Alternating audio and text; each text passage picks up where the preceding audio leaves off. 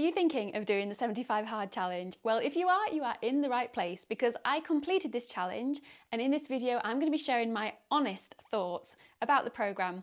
I'm going to be putting timestamps in the video so you can locate the areas that suit you. They are going to be what is 75 hard, my personal opinion on the programme, the benefits and results I gained from completing the challenge, and advice if you're thinking of doing it.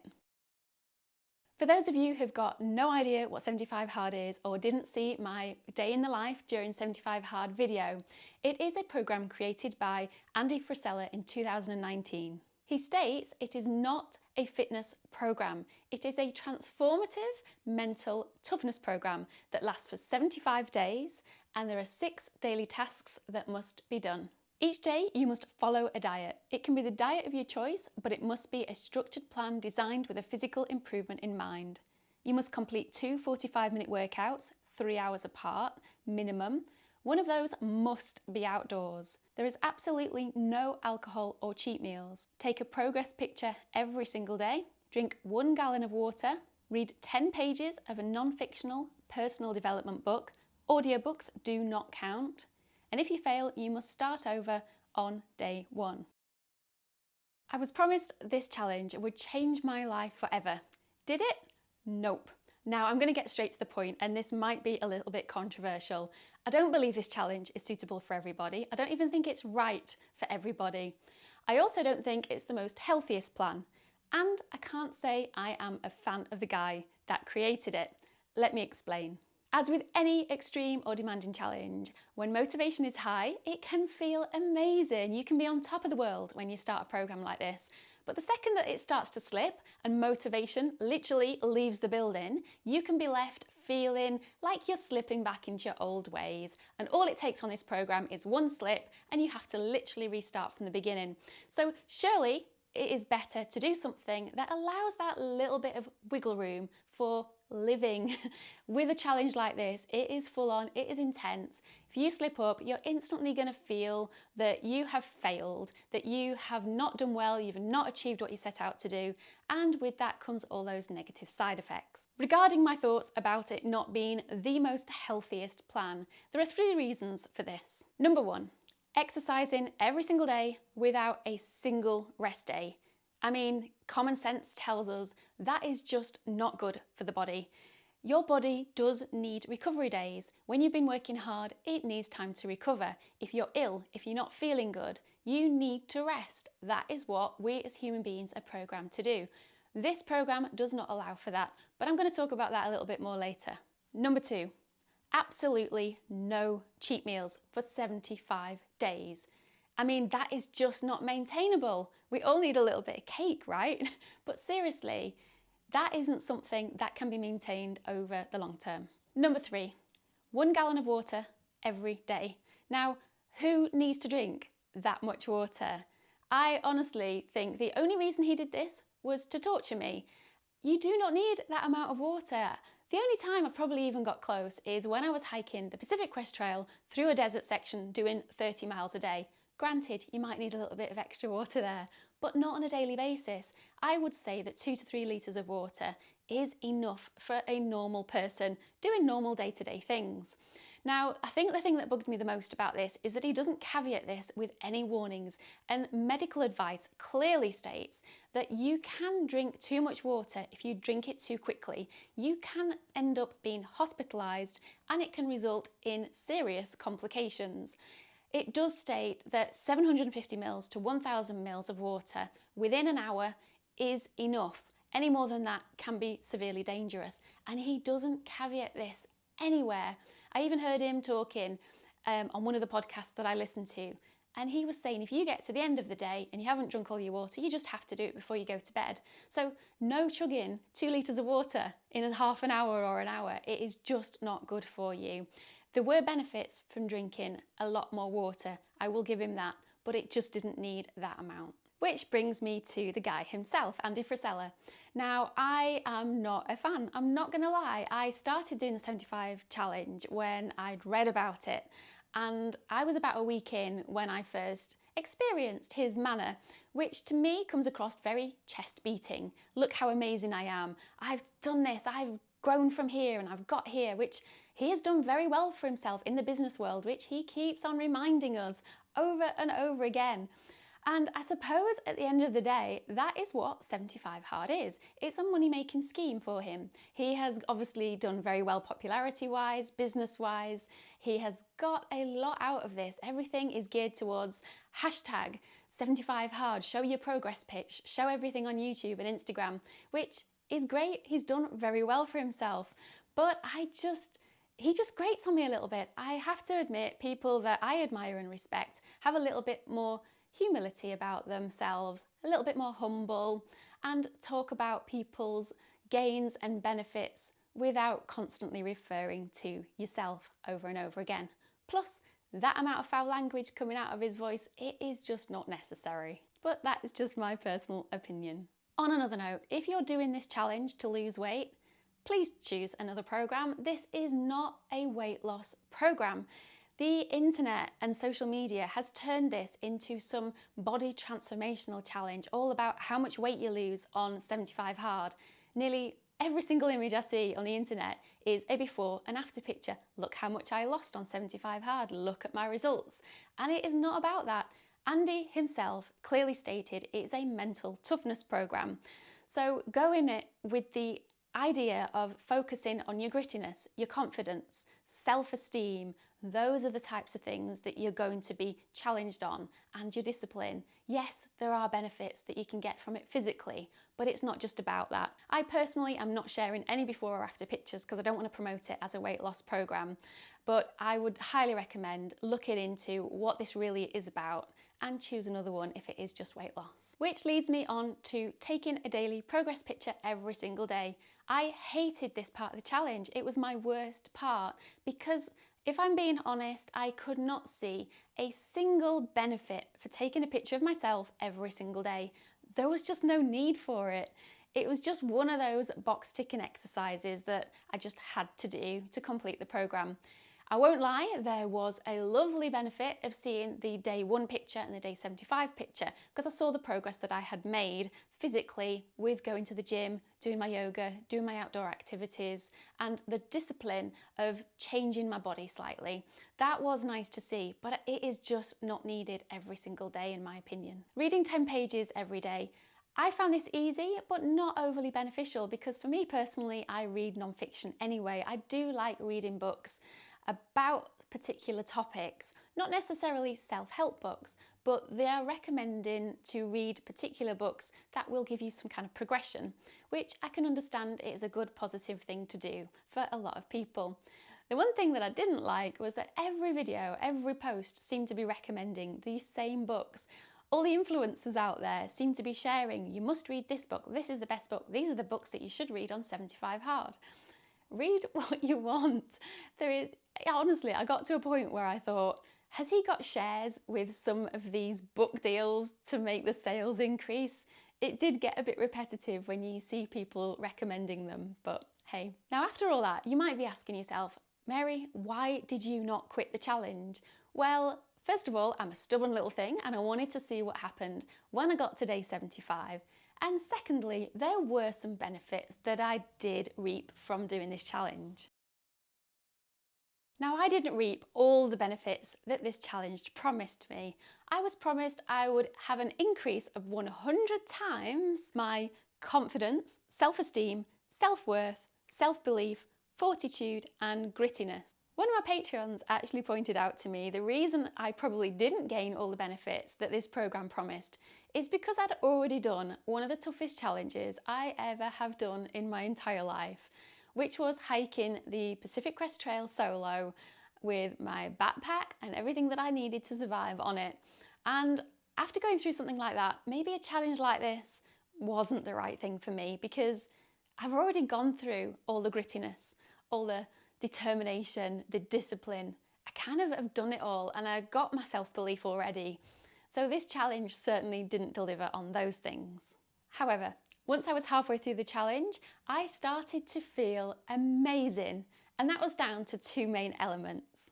The task of exercising outdoors every single day was the main component why I chose to do this challenge. I love going for walks, I love being outdoors, yet life got in the way and I was in front of my computer way too much and not pushing myself to get out. Now, this was the biggest change for me. The feeling of being outdoors every single day, moving my body. Honestly, there is no feeling like it. I would be outside in the pouring rain, in hailstones, grinning from ear to ear from the pure pleasure of being among nature and the elements. Every single day I would return home from my outdoor activities and I would feel so much lighter and so much happier. And this challenge did push me to make sure that I went out every day without fail. And without this challenge, I would have stayed in. I would have skipped some outdoor walks or some outdoor runs because it's human nature. You feel a bit tired, you feel a bit sluggish. Oh, I'll do it tomorrow. That just wasn't allowed to happen on this challenge. And that is what I loved the most. It's what I love in life, is being outside. It's what gives me my spark.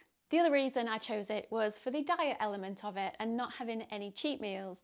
I love to eat a clean diet and generally I'm pretty good, but to do a whole 75 days without any cheat meals, it made me feel even better. I literally felt like I was glowing from the inside out.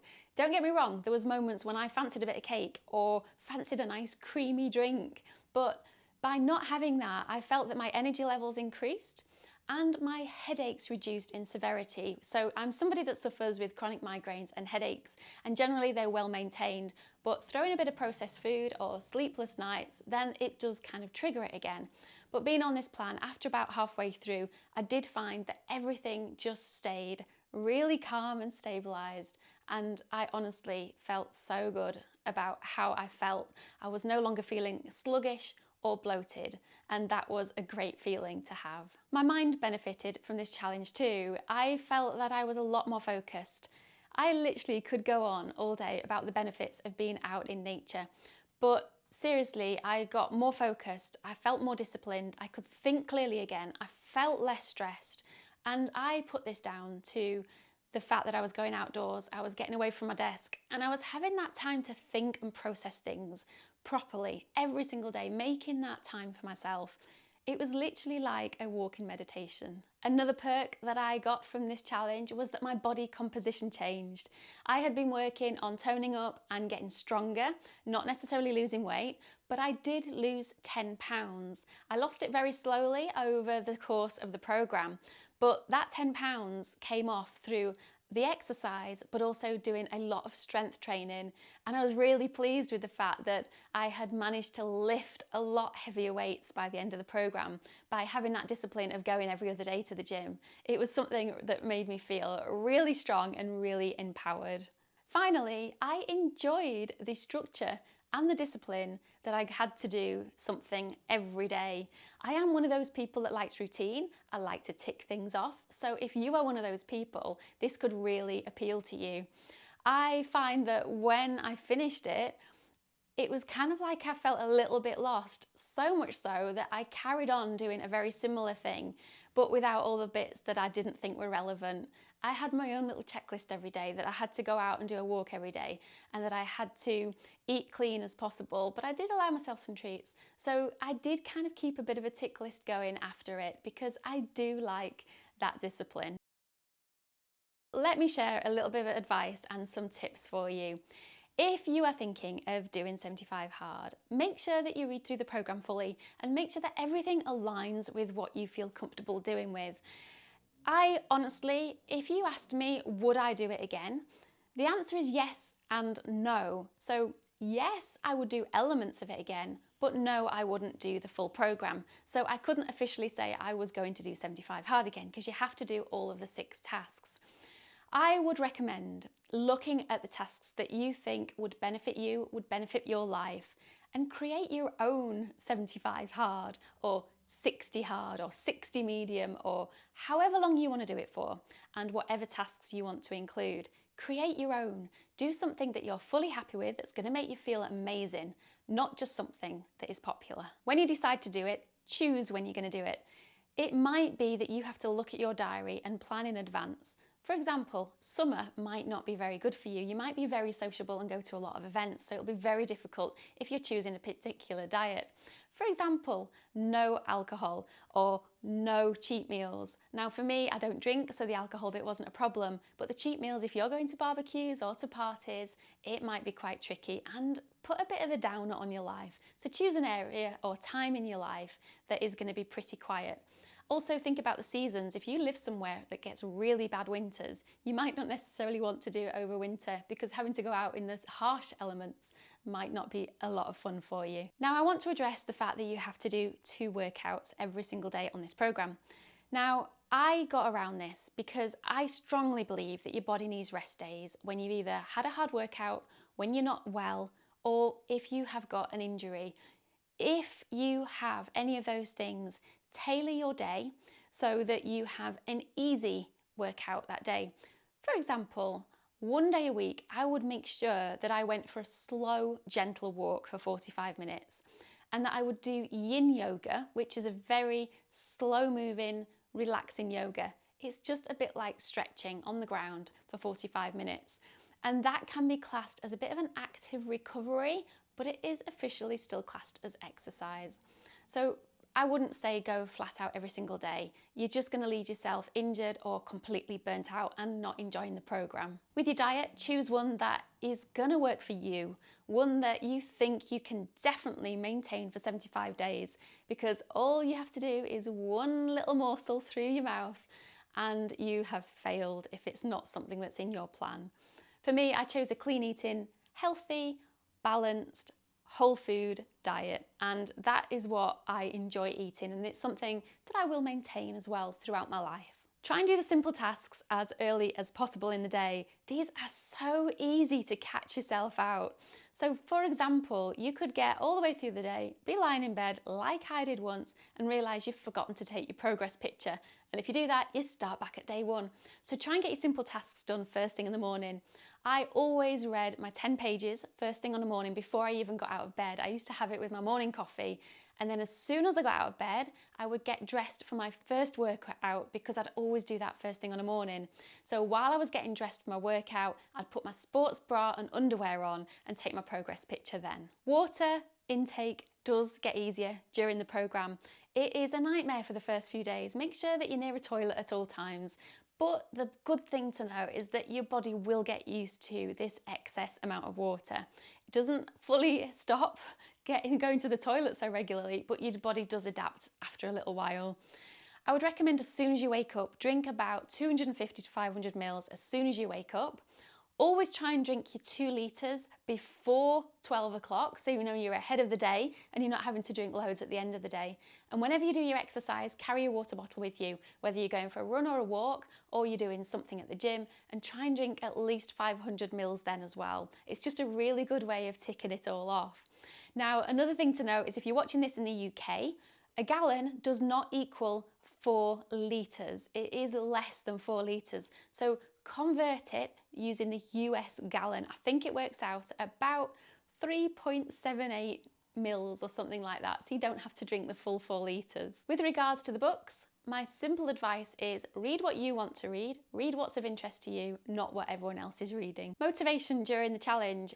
Now, my advice to you is that you will be really good at the beginning. The first few days, even the first week, your motivation will be high. You'll feel like you're talking about it all the time. You'll be super excited. But after about the first week, towards halfway, motivation starts dropping quite quickly and it can make you feel quite despondent. I got halfway through and I honestly thought, what is the point of me doing this? I'm not feeling any better. Why am I doing this? Should I continue? Trust me, if you ride that wave and get past halfway through, you do start feeling the benefits. So stick with it if you have already started it. Keep going, get past the halfway mark, and you will start thinking, oh, the end is in sight, and that will give you that extra little spur. So as you can see, there are a lot of gains that you can achieve by following the 75 Hard Challenge, but there's also a lot of things that might grate on you too. So the only advice I'm going to give you is ask yourself the question, would you rather follow a challenge by somebody who knows nothing about you, knows nothing about your life or the challenges or what you're facing? Or would you rather create a challenge for yourself with tasks that you want to do, that you have that align with your goals and the results that you want to achieve? I personally know which one I would choose if I was to do it all over again. And that's not to say I didn't enjoy it, I did, but I would definitely do something that was more tailored and that suited my life and my goals more clearly. I hope you've enjoyed this video, and if you want to see what a day in your life might look like whilst doing 75 hard, I have done a video all about this, and I will link it in the description below for you and here if you want to have a look at it. I hope you've enjoyed this video, and I will see you in the next one. Goodbye.